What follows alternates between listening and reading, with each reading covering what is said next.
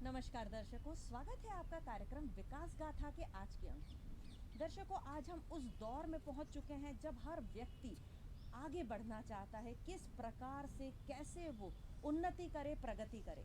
लेकिन इस उन्नति के दौर में कहीं ना कहीं हम प्रकृति से पीछे होते जा रहे हैं। जी नहीं, पूरा विश्व इस मुहिम में जुड़ चुका है कि कैसे हम अपनी धरोहर से जुड़ें, हम कैसे अपनी ज़मीन से जुड़ें, किस प्रकार से प्रकृति को संजो कर चढ़ें, क्योंकि जब तक प्रकृति है तभी हम हैं।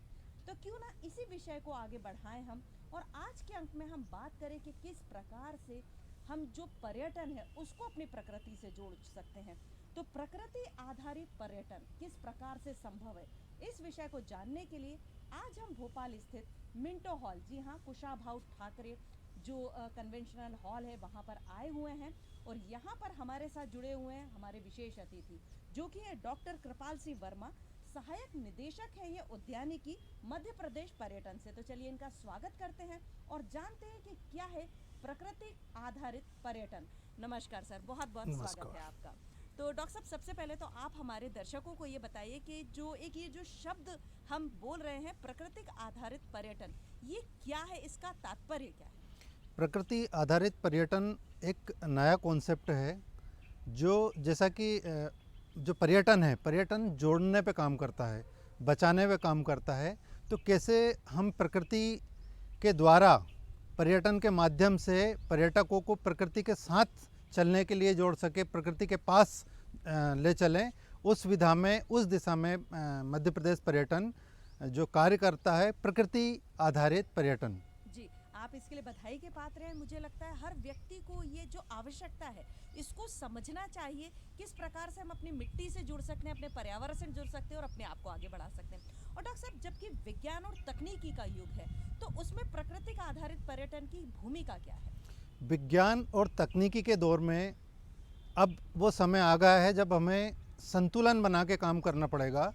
तो जैसा कि मैंने आपको बताया था कि पर्यटन है, पर्यटन एक माध्यम है जो प्रकृति और पर्यावरण और हमारी जो परंपरा है उनको कैसे आपस में जोड़ते हुए, उनमें संतुलन बनाते हुए काम करे। जैसा कि आप देखते हैं कि आज हमारे पास नाना प्रकार की ऐसी समस्याएं व्याप्त हो रही हैं, चाहे वो स्वास्थ्य के क्षेत्र में देखें कि हम अनगिनत समस्याओं से, अनगिनत बीमारियों से घिरे हुए हैं। रोज़ नाना प्रकार की बीमारियां जन्म ले रही हैं और उसके कारण हमारा जो जीवन यापन है, हमारा जनजीवन अस्त व्यस्त और त्रस्त है। तो इस दिशा में यदि हम प्रकृति आधारित पर्यटन की बात करें तो ये एक समाधान के रूप में निकल के आता है। इसी तरह हम देखते हैं कि हमारा जो बचपन है वो कहीं ना कहीं विलुप्त होता जा रहा है, बचपन हमारा छिनता जा रहा है, लुटता जा रहा है। तो हम कैसे हमारे बचपन को बचाएं? हमारे बच्चे, आज देखता हूँ मैं, मुझे बड़ा आश्चर्य लगता है कि बच्चे पूरी तरह से तकनीकी में ऐसे घुसे हुए हैं, मोबाइल में ऐसे घुसे हुए हैं कि उनका जो जीवन है, उनका जो बचपन है वो बर्बाद हो रहा है।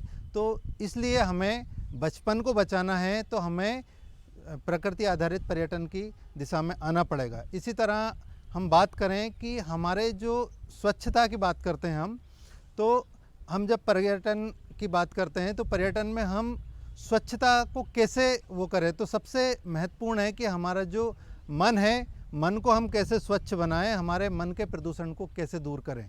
तो इस दिशा में भी पर्यटन कार्य कर रहा है। इसी तरह से हमारे जो रोजगार के सृजन हो रहे हैं, आज हम देखते हैं कि बेरोजगारी एक समस्या बनी हुई है, उस दिशा में कैसे कार्य करें, इस दिशा में कार्य करते हैं। फिर इसके बाद में हम देखते हैं कि हमारे जो संपूर्ण हमारी प्रगति है, हमारी उन्नति है, उस दिशा में भी निश्चित रूप से हमारे जो प्रकृति आधारित पर्यटन है ये कहीं ना कहीं एक समाधान के रूप में निकल के आता है। इसी तरह हमारे जो शिक्षा है, आज हम देखते हैं हमारी जो शिक्षा है वो कहीं ना कहीं जुड़ती जा रही है, वो वास्तविकता से दूरी बनाती जा रही। तो अब ये जो प्रकृति आधारित पर्यटन है ये प्रकृति से जोड़ते हुए एक समाधान के रूप में निकल के आता है। बच्चों को कैसे जोड़ें, क्योंकि जैसे कि आपने अभी बताया कि बच्चे, एक वो शेड्यूल हो गया है, सुबह उठना है, 6 साढ़े 6 बजे स्कूल जाना है, वहाँ पर उनको ढेर सारा होमवर्क मिलना है, घर आके फिर वही मोबाइल है, लैपटॉप है, कंप्यूटर है, उसके बाद ट्यूशन्स हैं, लेकिन बच्चा प्रकृति से दूर हो रहा है। वो किस प्रकार से जुड़ सकता है? प्रकृति से जोड़ने का ये जो हमारे गार्डनिंग है, ये एक सशक्त माध्यम है। गार्डनिंग के द्वारा जैसे छोटे छोटे बच्चे रहते हैं, वो मिट्टी में खेलते हैं, मिट्टी को तैयार करते हैं, उसको गमले में भरते हैं, उसके बाद पौधा लगाते हैं, उस पौधे को सींचते हैं। तो इस तरह हम देखते हैं, और यही हमारी किताबों में हम देखते हैं कि जो ईवीएस सब्जेक्ट पढ़ाया जाता है एक बच्चों को, तो उसमें बच्चों को ये बताया जाता है कि कैसे क्या करना है। लेकिन जब हम गार्डनिंग करते हैं तो निश्चित रूप से हमारे जो बच्चे हैं उनको हम प्रारंभिक तौर से ही ये सारी चीज़ें घर पे ही सिखा सकते हैं कि कैसे क्या होता है। तो इस तरह जो उनमें जो एक ग्रूमिंग होगी, उनमें जो सीखने की वो चीज़ें होगी वो निकल के आएगी, और निश्चित रूप से बच्चा प्रकृति के साथ, प्रकृति के पास चलने की कोशिश करेगा, और वो जो वैकल्पिक शिक्षा है, जो ज्ञान है, वो उसमें समाहित हो जाएगा। जी, तो मुझे लगता है ये जो घर से ही शुरुआत एक होनी चाहिए, और बिल्कुल। स्कूल्स को भी थोड़ा बहुत जब बीच में अगर एक आध पीरियड ऐसा रखें कि वो प्रकृति से जुड़े बच्चा, तो वो जब खेलेगा, क्योंकि पहले के ज़माने में देखा जाता था कि जब हम भी जब छोटे थे ज़मीन में मिट्टी में खेलते थे तो थोड़े से मजबूत होते थे। आजकल थोड़े से सोफिस्टिकेटेड हो गए कि नहीं ये हाथ नहीं लगाना, गंदगी हो जाएगी, तो उससे इम्यून पावर भी पर भी असर आता है एक व्यक्ति के।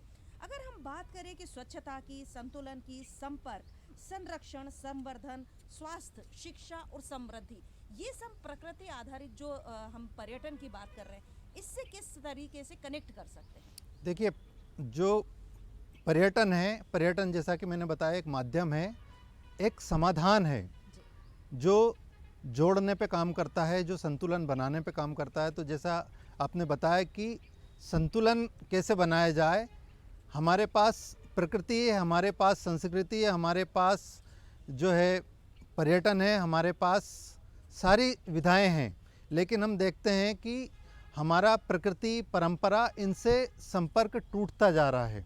हम देखते हैं कि एक दूसरे के बीच में जो एक विश्वास रूपी जो सेतु होना चाहिए, वो कहीं ना कहीं कमज़ोर होता जा रहा है। तो उसको कैसे हम पुनः स्थापित करें, और जो हमारा ट्रैफिक रुका हुआ है वो उसको कैसे हम वापस सुचारू रूप से करें, ताकि हम प्रकृति आधारित पर्यटन के द्वारा जो हमारे संतुलन है, कैसे प्रकृति और समाज और पर्यावरण, और कैसे हम परंपरा को बचाते हुए संतुलन बनाएं। तो इसी दिशा में पर्यटन विभाग निश्चित रूप से निरंतर रूप से काम कर रहा है।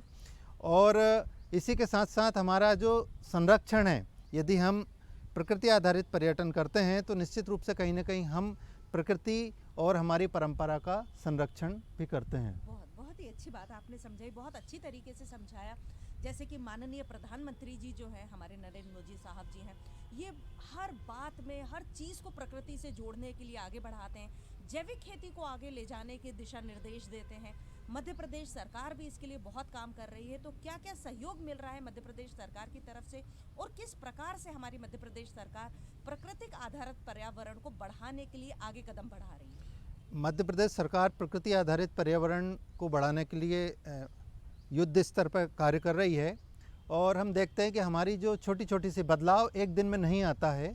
बदलाव जब तक हम हमारे जो मस्तिष्क में, हमारे दिमाग में जो प्रदूषण है उसको कैसे दूर कर सकते हैं, तो उसके द्वारा ही जब तक हर आदमी नहीं जुड़ेगा तब तक बदलाव नहीं आएगा। तो इस दिशा में निरंतर रूप से मध्य प्रदेश सरकार कार्य करती है। हमारे जो पर्यटन विभाग है वो निरंतर रूप से कार्य कर रहा है। हमारे वरिष्ठ अधिकारी और हमारे यूनिट लेवल के जो हमारे मजदूर हैं, जो हमारे बागवान हैं, वो निरंतर रूप से इसी दिशा में कार्य कर रहे हैं कि कैसे हम प्रकृति के साथ चलें, कैसे प्रकृति के पास चलें, कैसे संतुलन बनाएं, कैसे संरक्षण करें, कैसे संवर्धन करें, और कैसे हम समृद्धि को आगे लेके जाएं। जी डॉक्टर साहब, जैसे कि हमारे दर्शक भी जानते हैं कि पहले वो आए होंगे ये मिंटो हॉल में, और मिंटो हॉल की जो अब कायाकल्प आपने बदली है, मतलब मुझे तो ऐसा लगता है कि देखने में ही एक व्यक्ति का मन इतना प्रफुल्लित हो जाता है। इतने खूबसूरत से जो आपने फूल लगा रखे हैं, एक ही वैरायटी के 100 कलर है, मतलब आश्चर्य होता है कि किसी भी एक प्रकार की वैरायटी जो होती है उसमें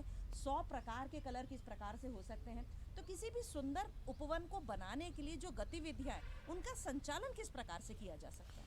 प्रारंभिक रूप से ये, जैसा कि मैंने बात की है आपसे, कि हम परंपरा और प्रकृति को साथ लेकर कार्य कर रहे हैं, और उसी दिशा में आप ये जो देख रहे हैं, ये जो फूल खिले हुए हैं जो हर किसी को आकर्षित कर रहे हैं, ये हमारे जो बागवान हैं और हमारे वरिष्ठ जो अधिकारी हैं, हमारा पर्यटन परिवार है, सबकी मेहनत का ही मिला जुला ये परिणाम है।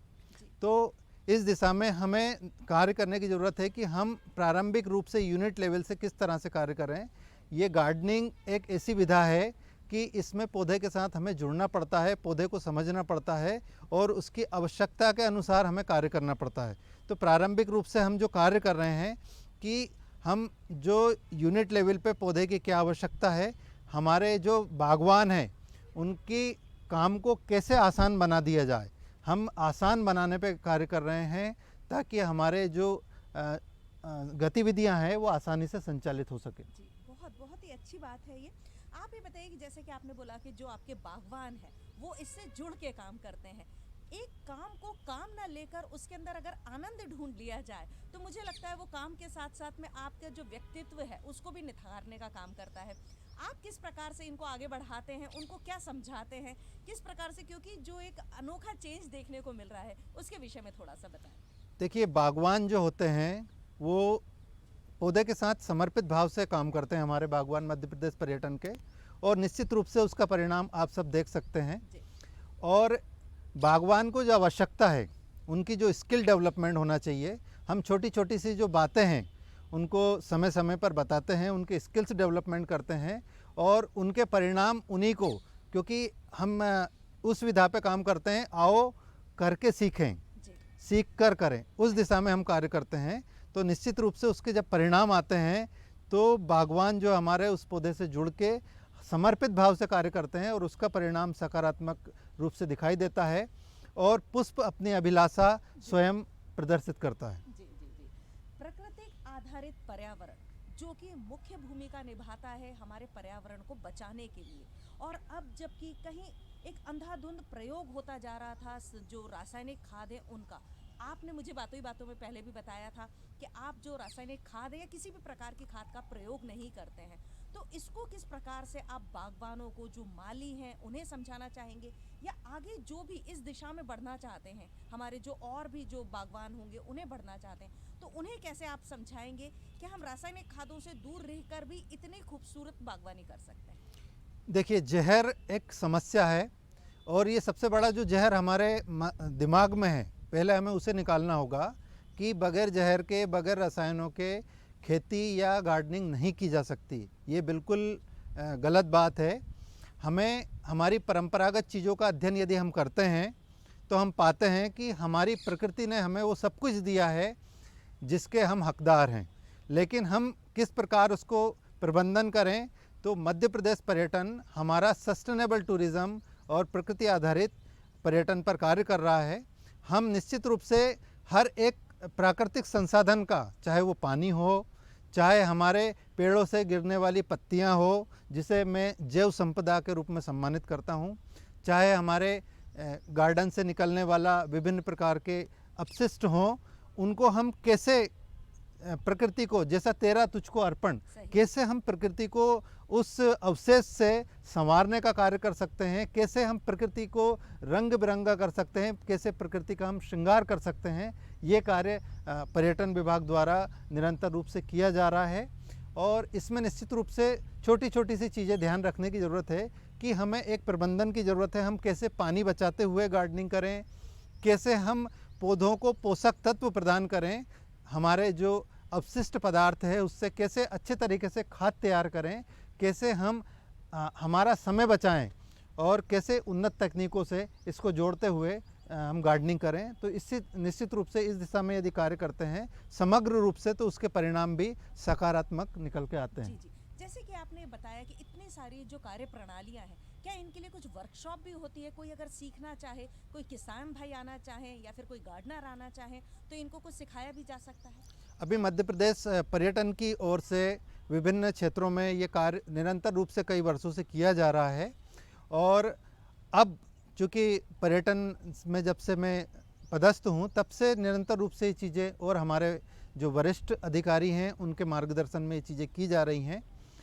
अब हमारे जो मध्य प्रदेश, पूरे समग्र मध्य प्रदेश में विभिन्न स्थानों पर हम इस तरह की मुहिम चला रहे हैं कि हमारे जो गार्डनर्स हैं उनको कैसे स्किल किया जाए और हमारे जो पर्यटक आते हैं कैसे उनको प्रकृति से जोड़ें, गार्डनिंग की टिप्स दें, उनको कैसे करें। तो इस दिशा में हम नेक्स्ट ईयर से एक प्रोग्राम लॉन्च करने वाले हैं जिसमें हम गार्डनर्स ट्रेनिंग सेंटर और गार्डनर्स स्किल्स डेवलपमेंट के कार्य शुरू करेंगे। जी, हमारी दूरदर्शन की टीम उसके लिए आपको शुभकामनाएं देना चाहती है कि इतना नेक काज आप कर रहे हैं। प्राकृतिक आधारित पर्यावरण विकास हेतु विशेष गतिविधियां कौन-कौन सी चलाई जाए?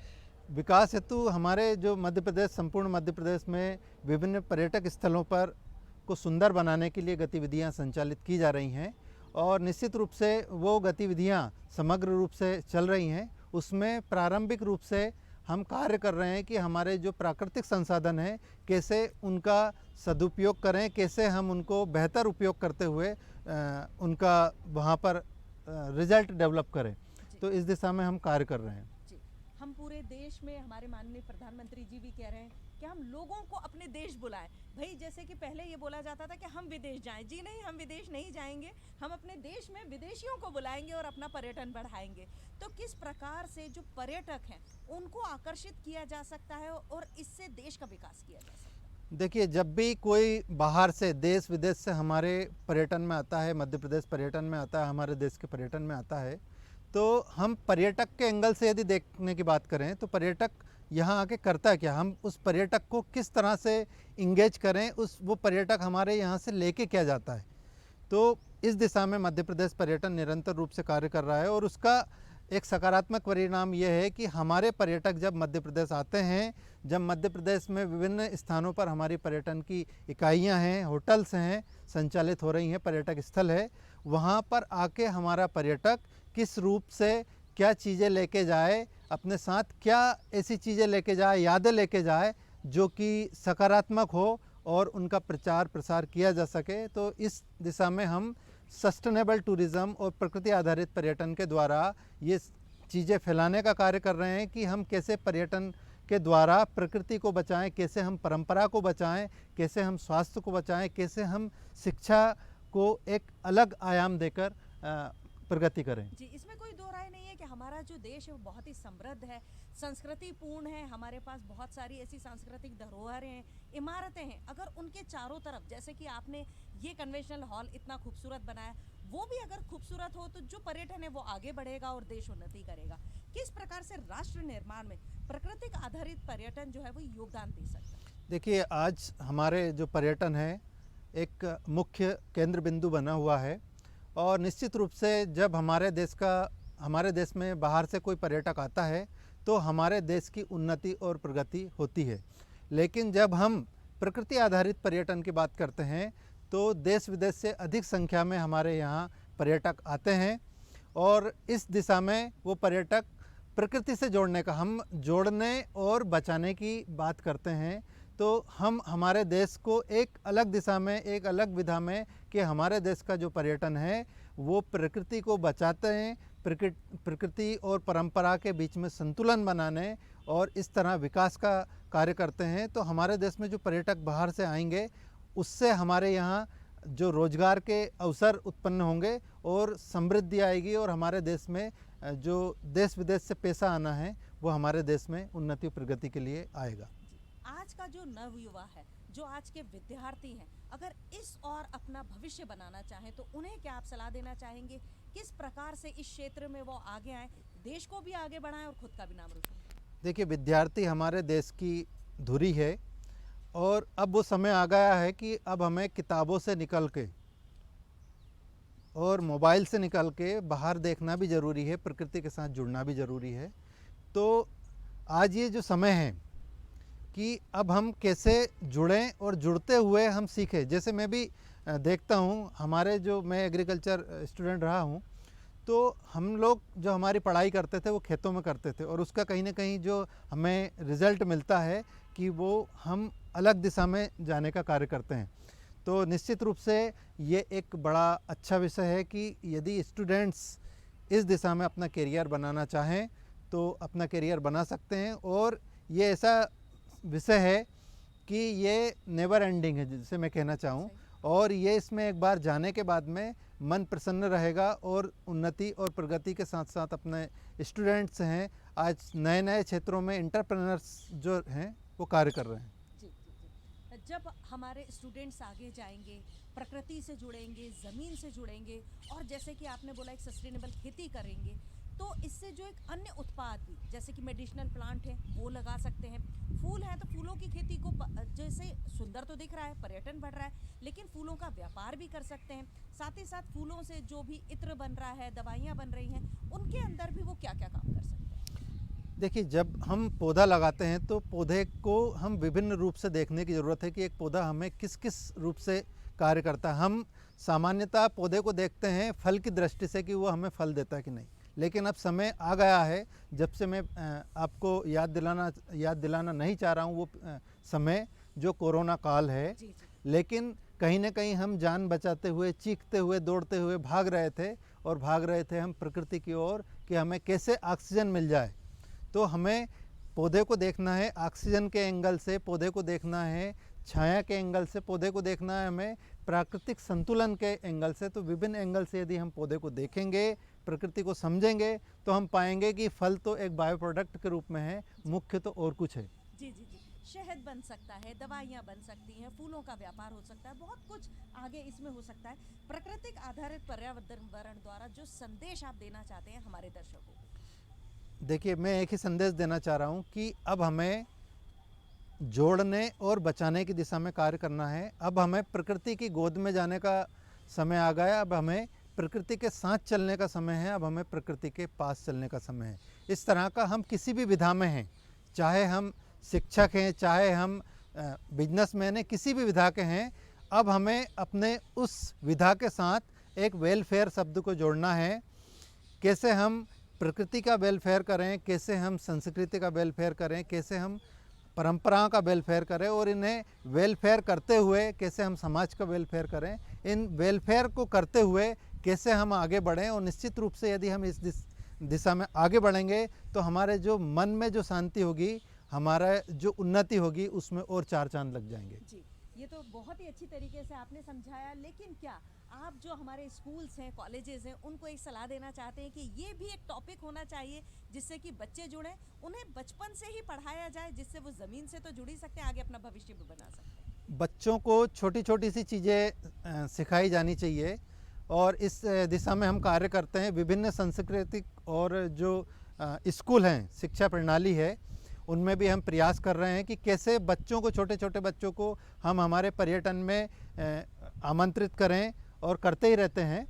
तो और उनको कैसे हम जोड़ें और उनको कैसे शिक्षित करें कि कैसे हम जो है प्रारंभिक स्तर से प्रकृति के साथ चलने का प्रयास करें।